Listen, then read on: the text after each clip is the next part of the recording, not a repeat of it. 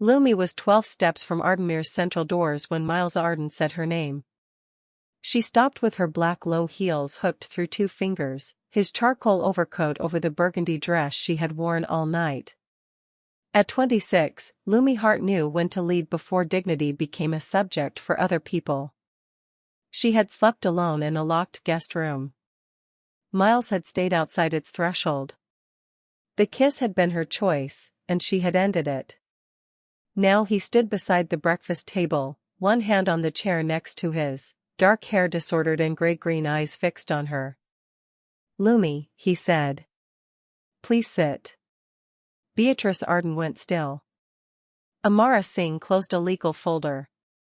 Daniel Mercer stared into his coffee. Miles pulled out the chair in full view of his family and advisors. The question was no longer whether Lumi had spent the night. It was why he was placing her beside him when the truth she carried could damage everything he controlled. Lumi turned back.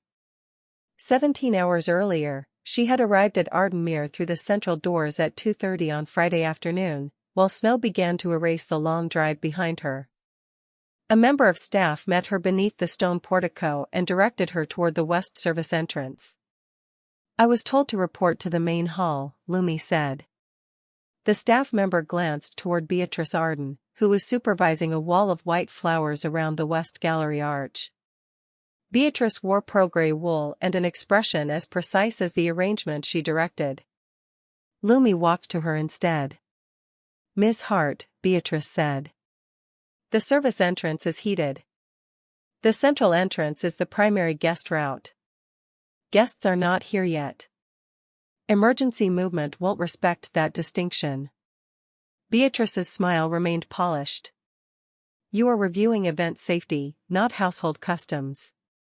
Miles Arden was 35, tall and lean, with dark brown hair swept back from a face that looked composed even when his attention sharpened. Lumi knew him by reputation, managing partner of Arden Capital, discreet financier, preferred subject of business profiles that revealed nothing personal. He was holding a tablet, but his gaze had gone to the main doors, then the side corridor, then back to Lumi. "She needs the routes guests will use," he said. Beatrice turned. "Miles. She has full access." He crossed the hall and offered Lumi his hand. His grip was warm and brief. "Lumi Hart," she said. "Independent building risk consultant. I read your Halston Theatre evacuation report. Then you know I dislike decorative obstructions." His eyes moved toward the flowers. "I had begun to suspect that." Beatrice said, "The installation was approved." "Approval is not a physical property," Lumi replied. "I'll inspect it with the rest." For the first time, Miles's mouth almost changed. "Daniel will give you every drawing we have." Daniel Mercer, Ardenmere's estate operator, joined them with a ring of keys and led Lumi through the West Gallery while Miles returned to a call. Nearly 200 donors, lenders, and prospective partners would use a room fitted with an orchestra platform, temporary heaters, and a floral installation concealing the least attractive ductwork. Lumi crouched beside the lowest opening in the arrangement. Fresh screws marked the grille frame. One corner sat several millimeters proud of the wall. When she held a strip of tissue near it, the paper drew inward, then fluttered back. "Was the return air path altered?" she asked. Daniel checked his clipboard. "Only cosmetically. That is not an airflow term." He exhaled. The original exhaust route showed behind the flowers. Mrs. Arden asked the mechanical contractor to move it into the service chase. "When?" "Yesterday." "Was it recommissioned?" "The contractor ran the heaters." "That wasn't my question." Daniel crouched across from her. He was in his 40s, broad-shouldered, with the practical hands of someone who still repaired things himself despite carrying an administrator's title. "No formal recommissioning. We were told the change was minor." Lumi removed a compact calibrated monitor from her case, checked its serial number against her log, and placed it waist-high behind the last row of planters. "The fixed detector is near the ceiling," Daniel said. "And outside this airflow pocket. Carbon monoxide mixes, but rooms do not mix instantly, especially after someone changes the pressure path." She traced the duct on the contractor's sketch. The new route bent around the floral support, entered the old service chase, and joined the temporary heater exhaust above a locked access panel. The bend was tighter than the manufacturer's recommendation. It might hold. It might not. The problem was that no one had verified it under full load. Lumi photographed the screws, grill, planters, monitor placement, and drawing. Then she walked the side exits. A champagne station had been positioned partly inside the clearance zone of the north door. The south door opened only halfway because a delivery case had been left behind it. She had both corrected before she returned to the library. Miles stood at the long table with Amara Singh, Arden Capital's general counsel.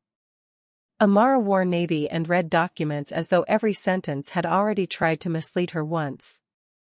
Lumi set her marked plan beside them. "I need written stop work authority over temporary heating, music, and guest movement in the West Gallery." Beatrice, at the far end of the table, said, "That is excessive. It is specific. The mechanical system is operational. It has not been tested under event load since the exhaust was moved." Miles looked at Daniel. "Is that accurate?" Daniel hesitated, then nodded. Amara turned a page toward Miles. "Give her the authority. The engagement letter allows it." Beatrice's hand settled on the back of a chair. "The Northbridge representatives arrive at 6:30. We are not canceling the evening because a grill looks untidy." Lumi kept her voice level. "I did not recommend cancellation. I recommended that someone with a calibrated instrument be allowed to stop the conditions that could require one." Miles signed the addendum. Amara signed as witness. Daniel added his acknowledgement. As Miles returned the pen, a separate page in Amara's folder caught Lumi's eye: "Standby Operating Facility, Control Covenants." Miles closed the folder before she could read more. Amara said, "The Northbridge transaction is still the preferred route. The standby facility exists because preference is not protection." Beatrice's expression cooled. "It exists to surrender authority to lenders." "Only if activated," Miles said. "It is not today's problem." He handed the signed authority to Lumi. She read every line before placing it in her case. Today's problems have a habit of becoming tomorrow's documents. Miles's gaze stayed on her. "That sounds expensive." "Less expensive than pretending." By 6:30, Ardenmere had transformed. Candlelight softened the stone and turned the floral wall into a winter garden. Guests crowded the narrow service paths while staff carried trays between them. Lumi wore a deep burgundy dress, her chestnut waves pinned away from her face. Some people mistook beauty for softness. She corrected them only when the mistake became operational. With her monitor clipped inside a small evening bag, she checked doors, heat, crowd density, and cables. A young server almost handed her an empty champagne glass. "I'm sorry," he said when he saw her credential. "I thought you were a guest?" He flushed. "Yes." "Then you were being attentive." His name tag read Elias. His hand shook when he reached for the glass. Lumi glanced toward the north door. The champagne station had crept back into its clearance zone by nearly a foot.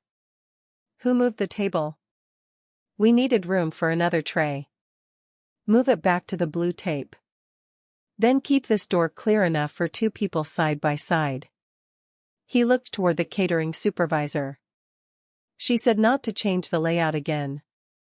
Lumi showed him the signed authority. "I'm changing it. You can tell her I gave the instruction." Relief loosened his shoulders. Together they shifted the station. Lumi checked the latch and had Elias open the door fully. "If anything interrupts the event," she said, "you direct guests through here and keep them moving toward the stone terrace. Do not wait for someone important to repeat it." "Will something interrupt the event?" "I'm making sure you know what to do if it does." Across the gallery, Miles watched them. Miles received donors beside Beatrice, yet kept tracking doors, keys, staff positions, and the snow thickening beyond the terrace. At 7:48, he reached Lumi near the orchestra platform. "The server looks less frightened," he said. He was afraid of being blamed for following conflicting instructions. "You solved that." "I gave him one instruction in writing." Some people would call that leadership. Some people use the word when they do not want to discuss authority. His quiet laugh disappeared into the music. A donor handed Lumi a champagne glass. She accepted it, then set it untouched on a passing tray. "You could drink," Miles said.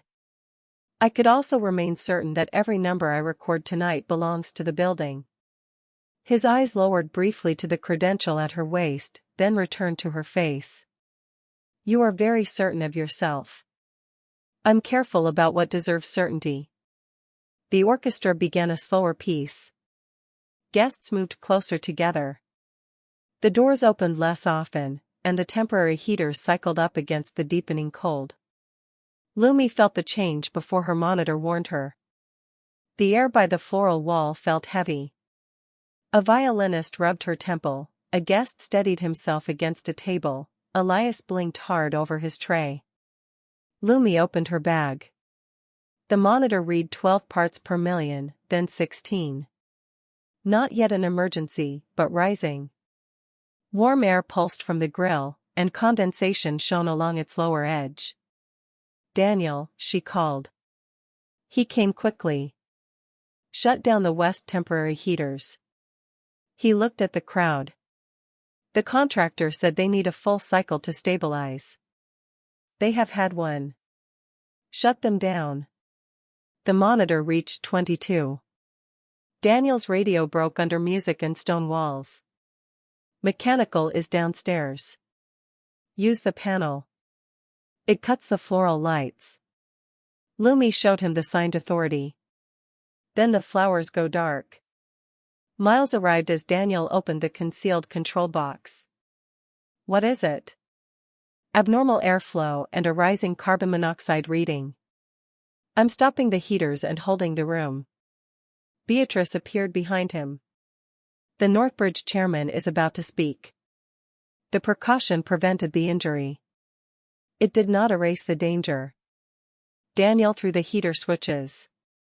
The floral lights died, and a murmur passed through the room. The monitor climbed to 31. Fumes already in the chase were still being drawn into the gallery. The fixed detector remained silent. "Open both doors. Stop the orchestra." Beatrice lowered her voice. "You will create panic. Delay will create casualties." Miles told Daniel, "Do exactly what she says." Lumi stepped onto the low orchestra platform and raised one hand. The conductor faltered, then stopped. The sudden absence of music changed the room faster than an alarm would have.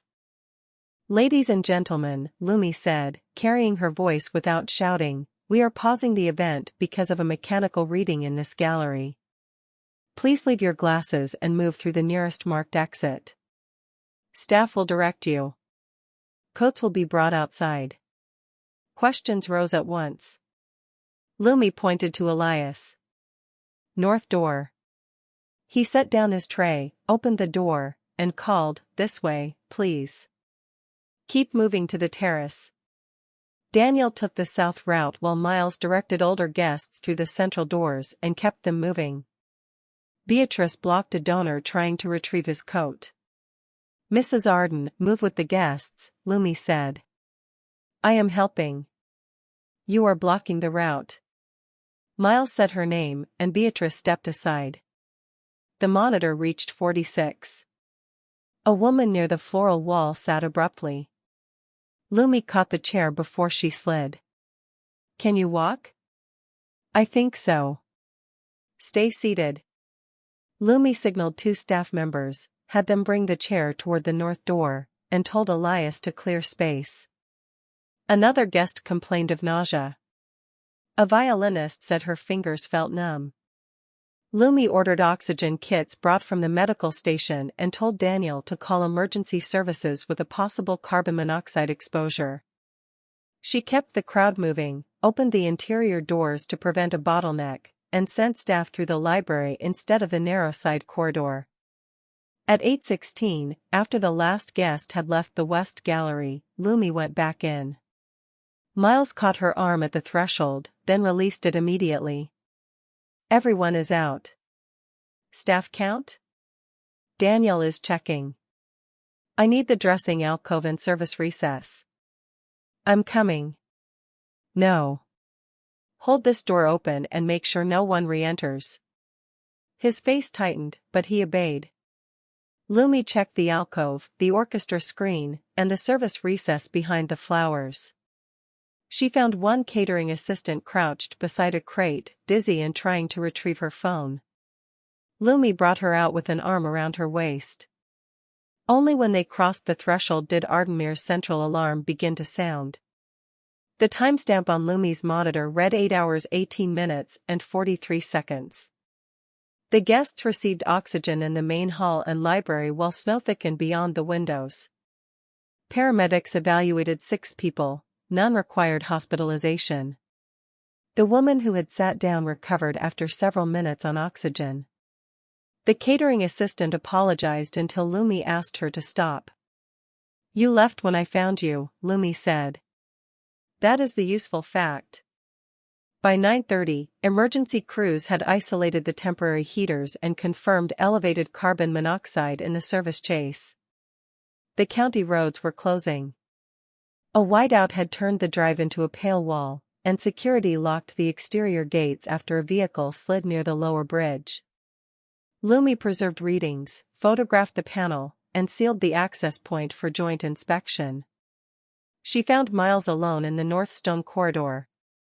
He leaned against the wall with his tie loosened, breath shallow, one palm pressed to the stone. An exterior door stood behind him. Lumi kept that route open. Miles. I'm fine. No. His eyes moved to the exit. Shame arrived before anger. I need a minute. You can have one. May I come closer? He nodded once. She stopped an arm's length away. May I loosen your tie? Another nod. She eased the knot and lowered her hands. Tell me 5 facts, she said. He tried to inhale. The gallery is empty. Good. The heaters are off. Yes. No one was hospitalized. Yes. His gaze fixed past her. The alarm was late. Evacuation began before it. His breath broke. The door is open, he said. It stays open. Snow crossed the dark doorway. He swallowed. My mother died in a hotel when I was 14. There had been complaints about the ventilation. Someone decided the readings were probably from a faulty instrument. She went back to her room. You are 35, Lumi said. You are standing in Ardenmere's north corridor. Daniel called emergency services. The heaters are isolated. I am holding a calibrated record. Everyone left before the central alarm. Miles closed his eyes. Your mother is not in that gallery. You are not 14. You listened before the house did. His next breath went deeper. Lumi remained where she was until his hand left the stone. Thank you, he said. You do not owe me gratitude for helping you breathe. I know. Footsteps approached. Lumi moved back before Daniel rounded the corner. Miles chose not to retighten his tie. Daniel said the service chase panel would be opened under joint observation. Mrs. Arden wants the floral contractor removed from the note. She says flowers are not mechanical. They forced the reroute, Lumi said. They are relevant. Daniel rubbed his key ring. I approved the field change after the contractor warned me. I said the event could not be delayed. Miles looked at him. Write that down. Write it accurately, Lumi said. You are responsible for your decision. You are not the sole cause of a chain designed by other people. In the monitoring room, Amara sleeved Daniel's handwritten statement and separated originals from working copies. On video, the contractor confirmed the cause: heat cycling loosened a coupling in the redirected line, and the concealed return grill pulled exhaust from the chase. The fixed detector responded only after the gas spread beyond the new pressure pocket. Beatrice asked whether the report could call it a temporary fitting issue. No, Lumi said. No one was injured, Beatrice said. 6 people needed oxygen, Amara replied. The alarm delay and undocumented change are material to Monday's review. Miles asked, what must be disclosed?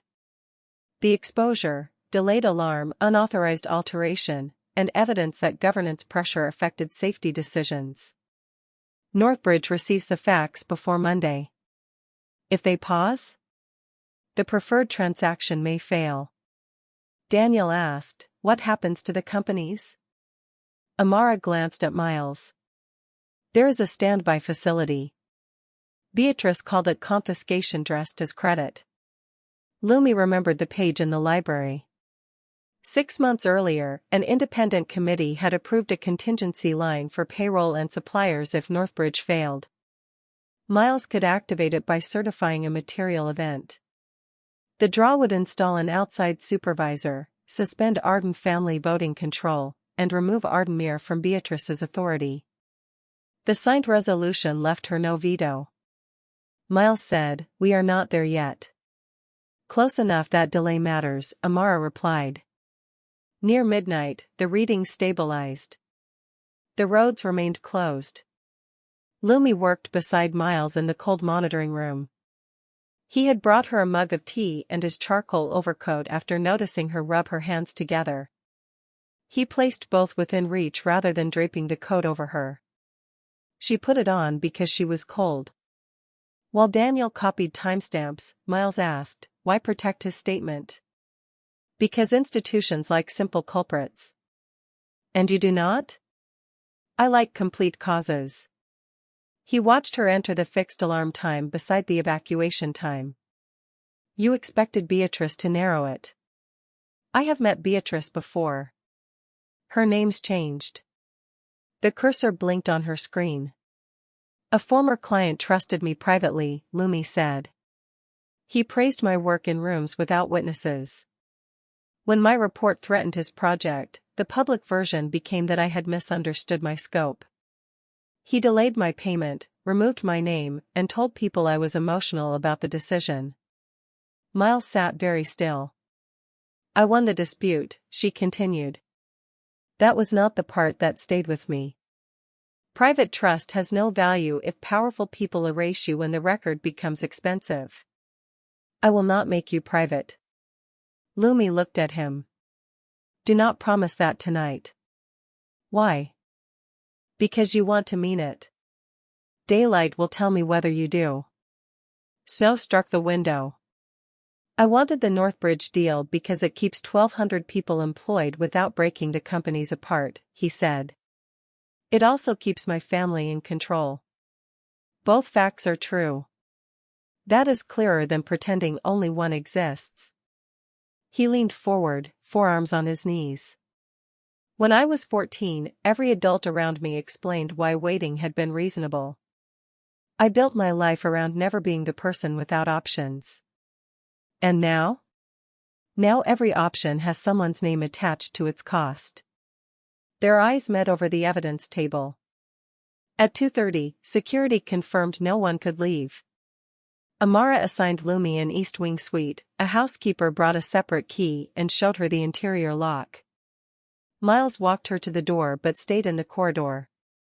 You can test it, he said. Lumi turned the key, opened the door again, and checked that it released from inside.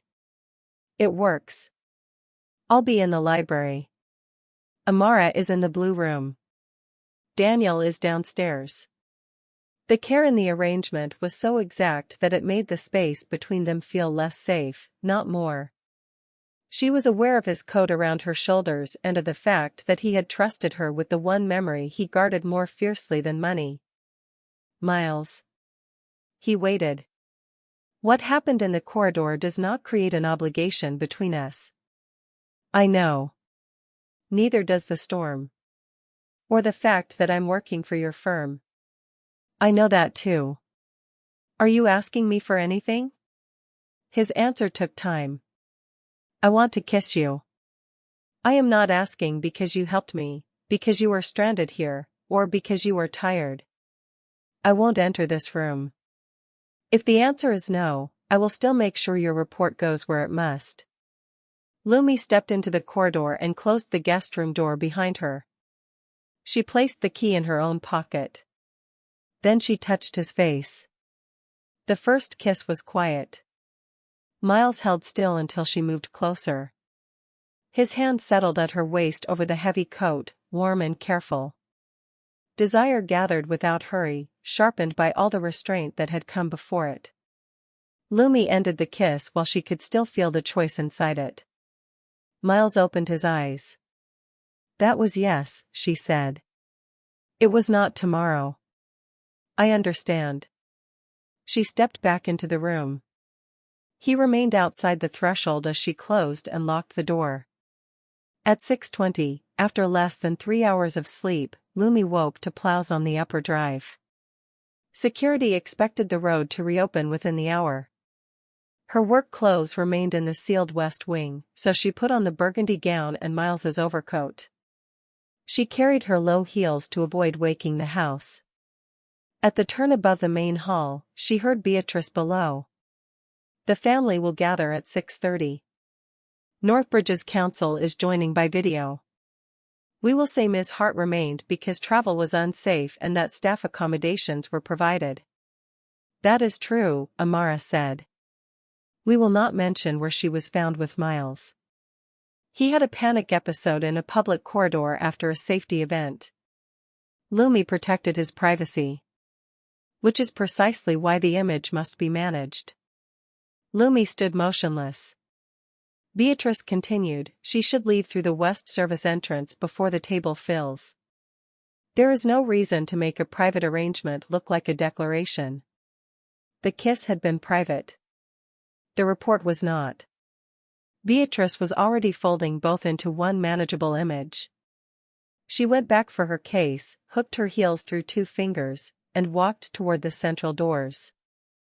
That was when Miles said her name. Now, with the chair pulled out beside him, Lumi studied the table. Beatrice sat at one end. Amara had the legal folder open near her plate. Daniel looked as though he had not slept at all. 2 Northbridge representatives waited on a large screen at the far wall. A housekeeper had set coffee for the people expected to attend.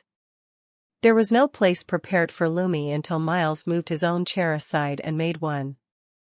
She was leaving, Beatrice said. I saw that, Miles replied. You have a transaction review in 20 minutes. Then they should hear from the person whose decision prevented a larger emergency. He looked at Lumi. You are here because the roads were closed and because I asked you to stay after the investigation. You slept in a separate locked room. Before that, you identified the exposure, ordered the evacuation, and cleared the West Gallery before Ardenmere's central alarm activated. The Northbridge representative straightened on screen. Lumi set her shoes beneath the chair but did not sit yet. The temporary heater exhaust had been rerouted through the service chase. A loosened coupling released combustion gases. The concealed return grille drew them into the occupied gallery. Evacuation began at 8:12. The central alarm sounded at 8:18. Daniel said, I approved the field change without recommissioning. And the floral installation forced the change, Lumi added. The cause is not one person. Miles held the chair steady. This public placement did not settle what daylight would ask of him. It did establish that he was willing to begin daylight with her name attached to her work. Lumi sat. Breakfast lasted 40 minutes. She ate little. Questions moved between exposure thresholds, emergency logs, partner notice, and the condition of the service chase. Miles did not soften her answers. When Beatrice tried to describe the event as a successful precaution, Lumi said, the precaution prevented the injury. It did not erase the danger. At 7:10, the Northbridge call ended with a request for the full preliminary report before Monday. By 8, the roads reopened. Lumi changed into the navy work coat and trousers a staff member retrieved from the east cloakroom. She expected to leave after preserving the final evidence copy. Instead, Amara asked everyone to meet in the library. A proposed external statement lay on the table. During a private fundraising event at Ardenmere, a temporary mechanical irregularity was identified and resolved as a precaution. No injuries occurred, and the estate's safety systems operated as designed. Daniel read it twice. The alarm did not operate as designed. Beatrice said, that detail belongs in the technical report. The exhaust alteration is missing, Lumi said. The statement is not a report. It says the systems operated as designed. They did not. Miles stood near the windows, one hand resting on the sill. Timing matters. We can correct the language after Northbridge confirms how they want the disclosure handled. Amara's eyes went to him. Northbridge does not control the accuracy of our public statement. No. But an incomplete release now could trigger conclusions before they receive the evidence. Daniel pushed the page away. I won't sign this. Beatrice's tone softened, which made it more dangerous. No one is asking you to sign a confession, Daniel. We are protecting employees from a market reaction created by unnecessary wording. Lumi looked at Miles. Do you support this statement? He did not answer quickly enough. Beatrice began, Miles is balancing obligations you do not. I asked him. Miles left the window. Fatigue showed now, and fear beneath it. I support holding the external statement until Amara revises it. I also support giving Northbridge the facts privately first. The first part was reasonable. The second changed the room. Amara closed the folder. Selective private disclosure does not cure a misleading public account. Miles's voice lowered. I am asking for sequence, not concealment. Lumi felt the chair beside him at breakfast become part of the question. You placed me beside you when the room could admire what I did, she said. Now the record has consequences. His face tightened. That is not fair. Then make it inaccurate. No one spoke. Lumi turned to Amara. Show me every financing option that protects payroll if Northbridge pauses. Beatrice objected at once. Miles did not. Amara opened the standby facility file. The numbers were plain. The contingency line could fund payroll, critical suppliers, and operating cash for 9 months. It did not preserve the family's preferred structure. Activation required Miles's material event certification and automatically appointed an outside supervisor.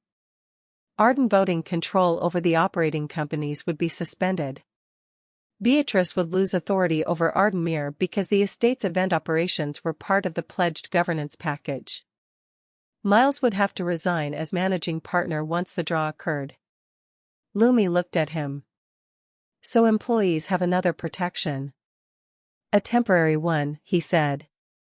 One that costs you control. It could break apart companies I have spent 10 years stabilizing. And the preferred transaction might not? The preferred transaction keeps them together. Then disclose now and let Northbridge decide with the truth. His hand moved across the open file, straightening a page that was already straight. Give me 48 hours. Amara said his name quietly. Miles kept his eyes on Lumi. Until Monday morning. We deliver the full report to Northbridge before the meeting, but do not send it beyond the required group until I know whether they will proceed. Payroll clears Friday. Suppliers remain calm. After that, if they walk, I activate the facility. You want my report dated today and held by people whose transaction depends on limiting it. I want 2 days to prevent a chain reaction. The chain reaction began when someone moved an exhaust route for a wall of flowers. I know. Do you? His control slipped. 1,200 people do not experience this as a lesson in governance. They experience it as a missed paycheck. And you experience the alternative as losing your position. Silence widened around them. Miles looked away first. There was the true request. Lumi could see how much he wanted the employee argument to remain pure, because the other motive shamed him. She also believed he cared about every payroll he named. Both things could be true. That did not make her silence ethical. You do not get to place me beside you when it feels brave and behind you when courage becomes expensive. Lumi. If I delay after documenting a failed alarm and governance pressure, my name becomes the buffer between your control and the public record. I am asking you, not ordering you. You are asking because you know I care whether people are hurt. Yes. That makes it worse. She turned her laptop toward herself, attached the preliminary report, Daniel's protected statement, the monitor log, photographs, and the signed stop work authority. Amara provided the required regulator, insurer, Northbridge Council, and independent committee addresses. Miles stepped closer to the table, then stopped. If you send it now, Northbridge may terminate before Monday. That is their decision. Please. The word was imperfect and frightened. It nearly reached the part of Lumi that had held an open door for him in the corridor. She clicked send. Lumi added a factual note to the file. At 8:41 a.m., Miles Arden requested a 48-hour delay in distribution beyond Transaction Council, citing payroll and supplier stability. Alternative standby funding was available but would remove Arden family control and require his resignation. Miles read it. If you ask me again, I will include that too. He closed his eyes, then stepped back. Lumi removed her contractor credential and placed it beside the report. My emergency work is complete. I am withdrawing from the remaining event review. Any follow-up questions can go through the independent recipients. Beatrice picked up the credential. The West Service exit is clear. A car can meet you there without the press seeing a contractor leave after an incident. Lumi put on her navy coat. I arrived through the central doors. The central drive is full of guests collecting vehicles. Then they will see me leave. Miles took his charcoal overcoat from the back of a chair and held it out. Lumi had folded it before coming to the library. She placed it in his hands. For an instant, their fingers touched. The memory of the kiss remained honest. So did what had followed it. There is nothing private left that can repair a public record, she said. Beatrice moved toward the service corridor as if the direction had already been decided. Lumi walked the other way. Daniel caught up near the central hall and handed her a sealed copy of his statement. Amara logged one outside estate control. This is yours. You may need counsel. I have it. Good. At the doors, Miles stood several feet behind her. He did not block her path or ask her to reconsider. Snowbanks rose on both sides of the cleared drive. Morning light struck the stone steps with a brightness that made every footprint visible. Lumi left through the central doors. On Monday at 10, Lumi watched the Arden Capital meeting through the secure link Amara had sent to every report recipient. She sat at her work table beside the reset calibrated monitor. Miles had not contacted her. The pale oak meeting room held Northbridge representatives, Arden directors, operating company leaders, and Beatrice. Miles entered last. He wore charcoal, but not the overcoat Lumi had returned. He carried no prepared statement. Amara placed the incident report in front of him, its distribution page visible. He began with the minimum technical facts: an unauthorized exhaust alteration at Ardenmere, carbon monoxide exposure, evacuation before a delayed central alarm, 6 people treated with oxygen, no hospitalization. He named Daniel's decision and Beatrice's instruction to preserve the floral installation. Then he named his own. Lumi Hart identified the danger, invoked authority this firm had granted her, and evacuated the gallery before our system responded. On Saturday morning, after the disclosure obligation was clear, I asked her to delay broader distribution for 48 hours. A Northbridge lawyer asked, "Why?" Miles looked down once, not at notes but at the report. I said I was protecting payroll and suppliers. I was also protecting my control of this firm and my family's control of Ardenmere. A standby facility was available. I did not want to pay its governance cost. Beatrice objected that the facility exposed every company to outside intervention. Miles turned toward her. It was a business judgment shaped by a personal fear of losing authority. I treated those as the same thing. He withdrew Arden Capital from the preferred Northbridge transaction. Then he signed the material event certification activating the standby facility. Amara confirmed for the record that the authority came from the independent committee resolution approved 6 months earlier. The first draw would fund payroll and critical suppliers. An outside supervisor would assume control that afternoon. Arden family voting rights over the operating companies were suspended under the covenant. Ardenmere's event operations transferred to independent oversight. Miles resigned as managing partner, effective upon the draw. He also removed Beatrice from every operational role at Ardenmere. Beatrice did not look shocked. She looked furious at having reached a consequence she had known existed and believed he would never choose. A director asked whether Miles expected his resignation to resolve the dispute with the consultant. No, he said. Ms. Hart is owed an accurate record, not a personal appeal. The report stands. Her work will be credited in every public account. The cost I accepted today does not purchase her forgiveness. The meeting continued, but the essential choice had already become enforceable through signatures, authority transfers, and the loss of the chair he had occupied for 7 years. Lumi closed the link after Amara confirmed the draw. 6 sentences from Miles arrived that evening. I have corrected the public record and activated the standby facility. I resigned because remaining in control would have preserved the condition that caused my request. Ardenmere is under independent safety oversight, and Beatrice has no operational authority. I will not contact you again unless you invite it. There are no flowers, gifts, contracts, or requests attached to this message. I am sorry. Lumi read it once, then archived it. A week later, Amara sent the institutional update required by the report distribution. Payroll had cleared. Suppliers had been paid. The Independent Safety Committee included an engineer, worker representative, insurer, and outside public interest member. Future event reports would be published. Contractors could distribute findings outside estate control without family approval. Daniel had retained his position under the committee and now reported to its chair. Miles sent nothing.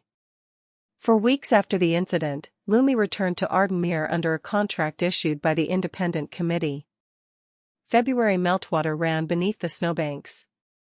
Lumi wore a burgundy coat, charcoal trousers, and practical black low heels. The central doors opened before she reached them. Daniel met her in the hall. His key ring was smaller. Beatrice changed the locks twice a year, he said when he noticed her looking. The committee removed the rooms I never needed to control. The floral wall was gone. The west gallery's stone and metal service surfaces were visible. The exhaust route had been rebuilt with a straight rise, inspected joints, and permanent access panels. A marked clearance zone surrounded the north door. Elias's champagne station had been redesigned on wheels and locked outside the route. Lumi reviewed the corrective documents, then began the live test. She had not told Daniel which fault she intended to introduce. While the temporary system ran under supervised load, she disconnected the simulation lead for one zone, creating a false normal reading at the local display while her calibrated monitor recorded the change. Daniel noticed within 90 seconds because the new procedure required comparison across independent sensors. He stopped the heaters, opened the gallery, notified the committee chair, and logged the discrepancy before asking Lumi whether it was part of the test. "It was," she said. He released a breath. "I dislike your tests. You passed this one. Because I no longer need permission to stop the event. That is the point." They finished the physical inspection before noon. The alarm response matched the required interval. The public log updated automatically. Daniel uploaded Lumi's photographs while she watched, then gave her a receipt showing distribution to every committee member. Only after the work was complete did he say, "Miles is in the old kitchen." The committee asked him to answer your governance questions because he drafted the transfer documents. He will leave if you prefer. Lumi closed her case. "I'll ask the questions." The old kitchen was warm and undecorated, with copper pans above a long scrubbed table. Miles stood near the far window. His charcoal overcoat hung on a wall peg and used. He wore a white shirt with the sleeves turned back once and no tie. He waited until Lumi chose the chair opposite him before sitting. There was one cup of coffee on the table, his. No second place had been prepared. Lumi opened the governance schedule. Who can stop an event now? Daniel, the committee chair, the designated safety lead, any licensed contractor within scope, and any staff member who observes an immediate life safety condition. Retaliation triggers independent review. Who receives an incident report? The committee, insurer, regulator when required, worker representative, and the contractor's designated outside recipient. Arden family members receive it at the same time, not before. Can you alter that list? No. Can Beatrice? No. She has no role in estate operations.